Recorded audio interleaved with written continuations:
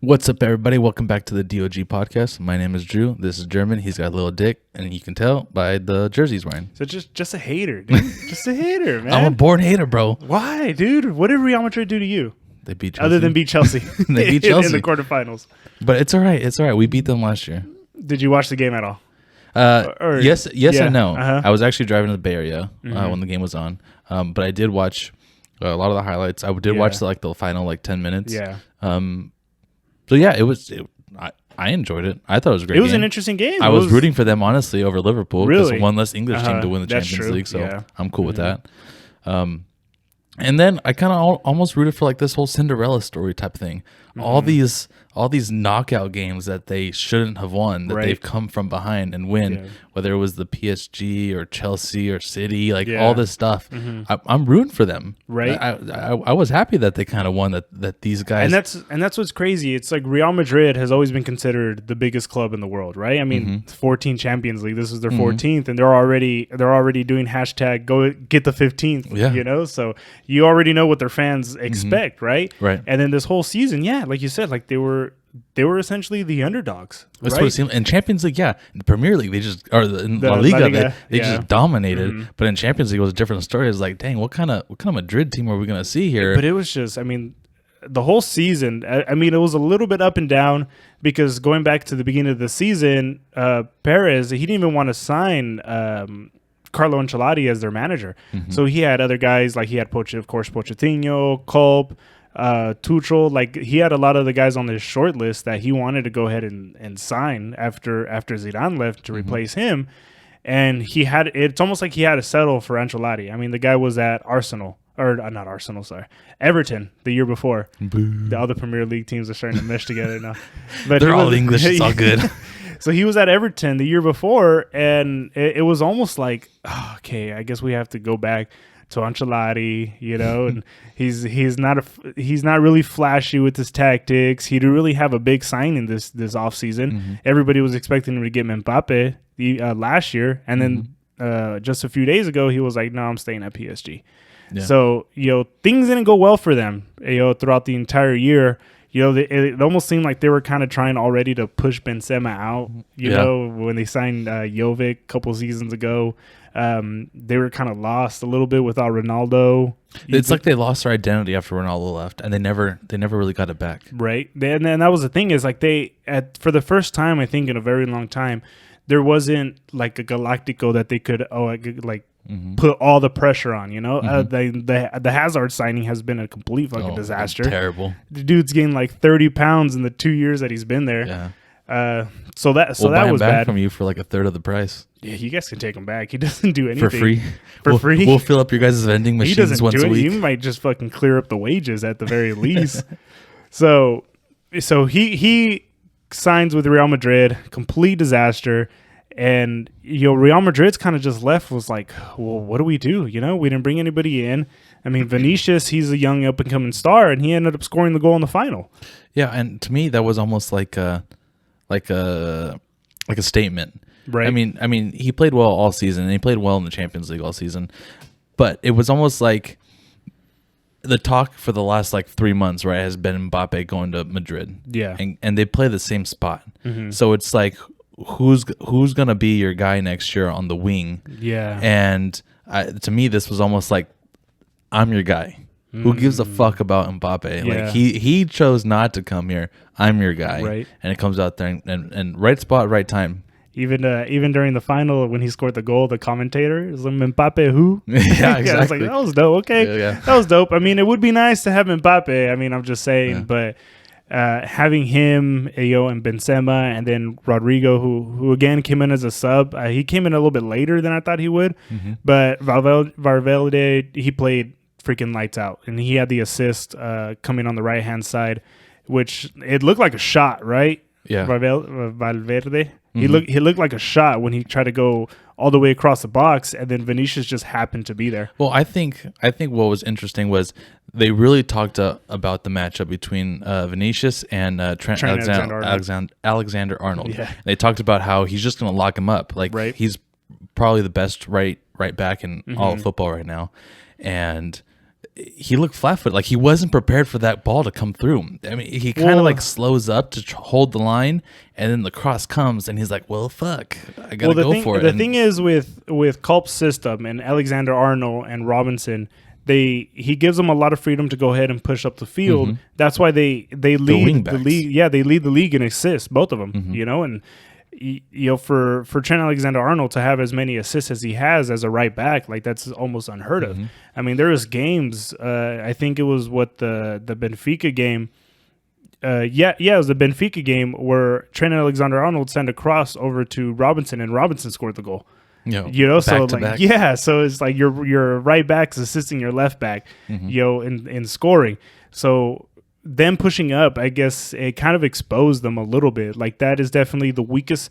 I mean, there's not a lot of weak sides to Alexander-Arnold's game, but I would say the weak side is his defending because of how he pushes up the field so much. And I think that's kind of something that we've seen recently. Tuchel plays the same way. He plays with wing backs. Yeah. And it's real easy. Tuchel also plays with three in the back. Well, what does Liverpool play? They play two the back. They play the two center backs and the wing backs push up field. He plays that classic. He's only got a 3-back line at a certain point, then, right? Yeah, because they kind of rotate. So once you go up to the right, the left drops. Okay. Yeah, so that's kind of what he's doing there. And then they have the 3 in the middle and the 3 up top. So they have that 4-3-3. In Tuchel, he plays like that 5-2-1-2. Well, right? Yeah. And then once one wing goes, the other wing comes back. Yeah, exactly. So they got 4 in the back. So he plays with the 3 center backs. So that's why. I guess that's kind of like the weaker side of Liverpool's game. Which it only gave up 1 goal, really. It happened to be the biggest stage. And that's only because of the man of the match, Thibaut Courtois. Oh my God, dude. Oh God. What a fucking game, dude. How did they not score, dude? Because he's got that fucking hamburger helper mitt as a hand. That dude was just making saves. He looked like Ochoa in the World Cup. World Cup. He didn't make a shit ton of saves, but the saves that he made were top just like, notch. What the hell? World class. For sure. I feel like one of the best save I think for him in the game was the Mane save in the first half. Oh, because the one that hit off the post? Yeah, because at that point it's still 0-0. You go down 1-0 against Liverpool, it's going to be tough. Yeah. Right? So for him to make that save, and then because Mane, he comes across into the inside and then kicks the near post. When you're a keeper and you're in that situation, you don't know you're moving the opposite direction, which way he's going to go once he's right in the middle of you. If he's coming in from one side and you're able to just go to the opposite side, that's a lot easier. So the Mo Salah save, it's a little bit easier because he's able to anticipate a little bit more. It's one far post. But it's still such a tough save. That one was crazy. That was the save of the year. Yeah. Right. It had to been because given the situation, and then given it's Mo Salah coming across his body and then aiming for the far post. That's his bread and butter. That's his shot right there. That's his trademark. And then for him to go for a big guy, he's like 6'5" to come down low enough, and then bring it up over the post too to get. He got his forearm, but it was just enough to get that over the post. Yeah, which was awesome. I think it was like 4 or 5 just incredible saves.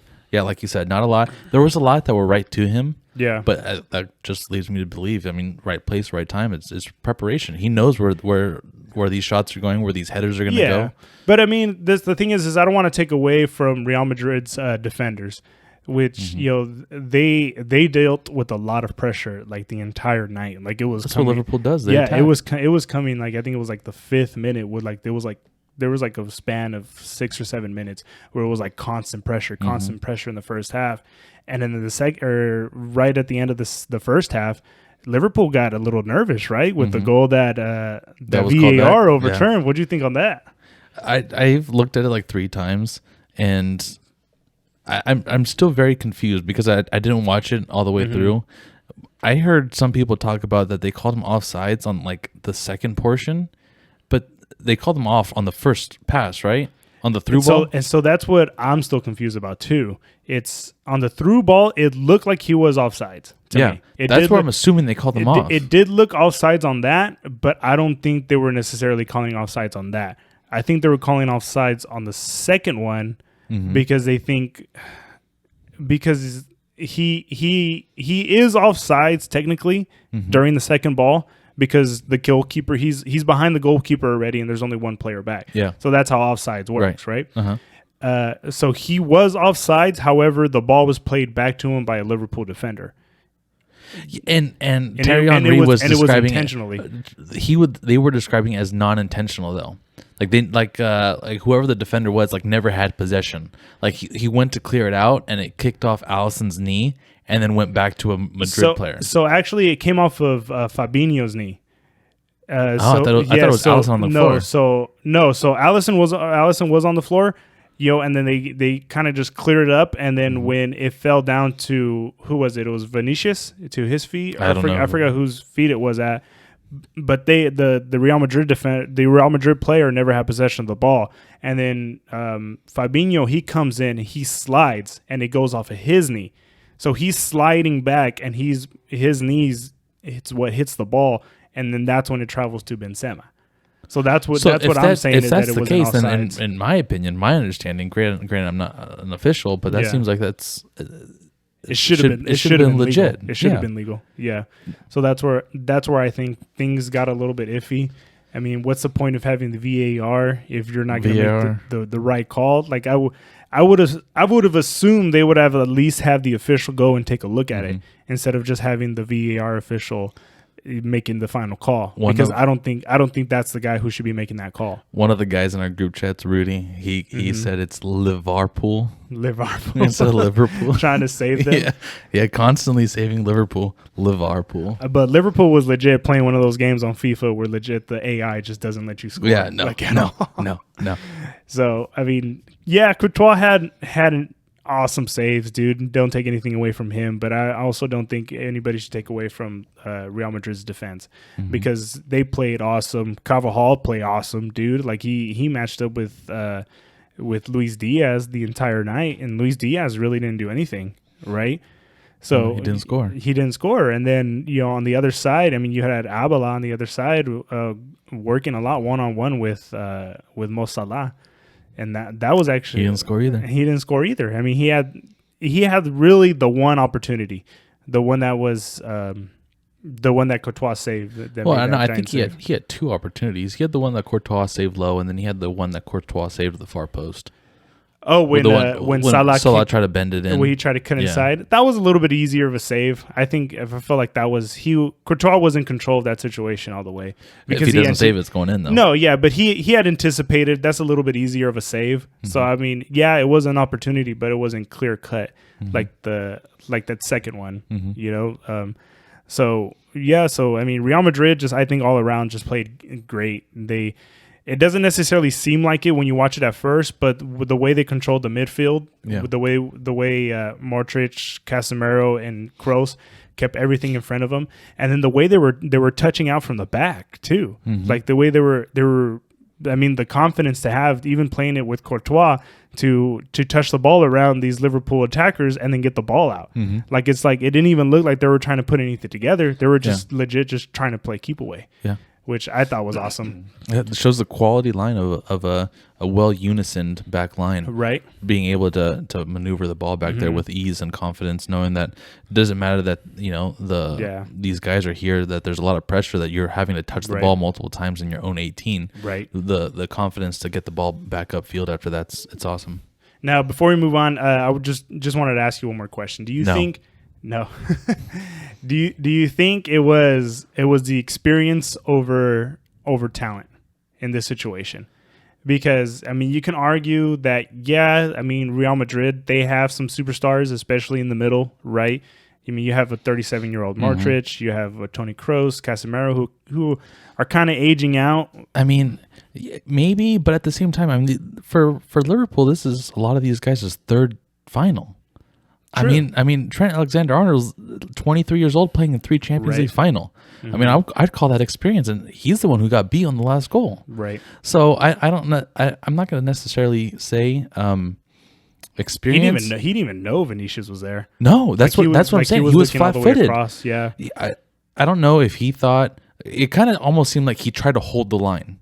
Like he slowed down, because you have Van Dijk. He like lunges towards the ball, and then whoever else is playing center back. I think that also has a lot to do with Van Dijk. They stop. They stop right there, and it looks like because he's not watching Vinicius behind him, he's watching the line, and it looks like he tries to hold the line. Right. He sees a potential cross coming in, hold the line, and once the ball gets through, he's flat-footed. It's already too late. He's on the heels of his feet, and he can't move because he stopped his run. Because in his defense, it does look like it's a shot, and it just comes across like underneath him. Yeah. Like, so he's expecting it to go across his face that way. Yeah. Not back here, back from the direction that he was coming from.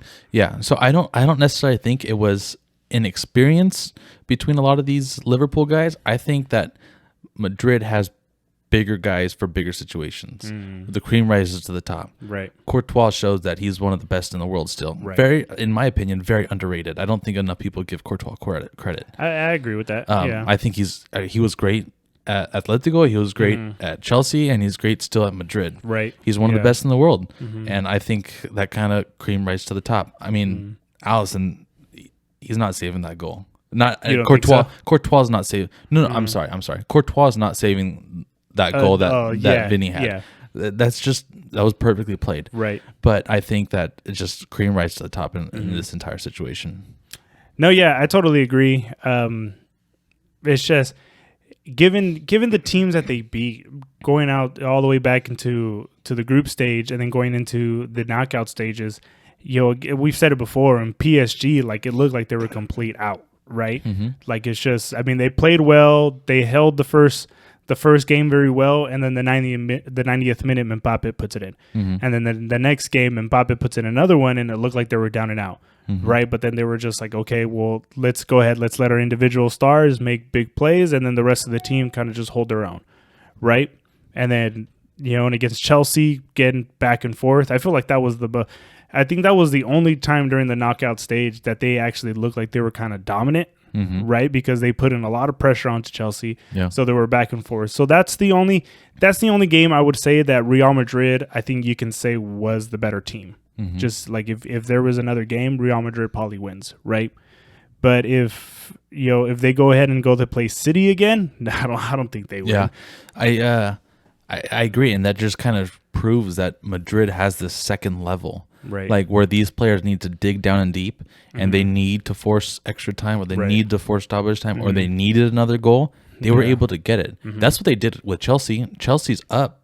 It has this miraculous comeback, right? Yeah. In the second leg, and then Madrid's like, nah, no, that we're not falling apart like Barcelona does right here. No, they dug deep, and they did that with seemed like every game in the knockout stage. And then to think back too, they lost to Barcelona 4-0. No Benzema. No Benzema, right? No Benzema played. But I mean,